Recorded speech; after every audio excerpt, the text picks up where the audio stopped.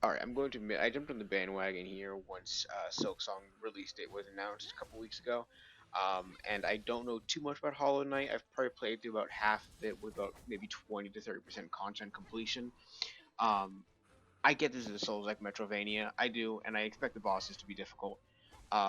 With certain bosses like Morrow, I don't necessarily agree with just accidentally hitting them is double damage, but I beat Morrow before the patch, so there's that. I haven't fought Sister Splinter yet, but I don't necessarily agree with the patch the way that it's coming out.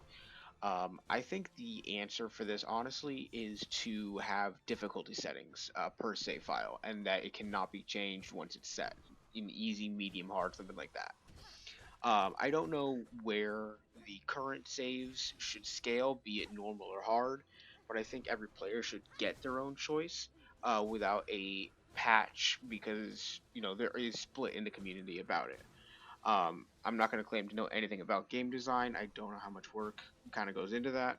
But I do think if it's possible for Team Cherry, that a difficulty slider is really the best option here.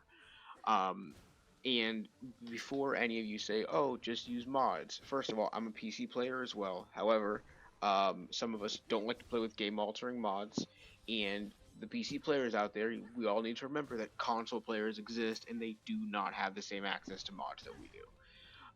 Again, I'm fairly new to the Hollow Knight universe, but that's my whole take on this. Let me know what you think.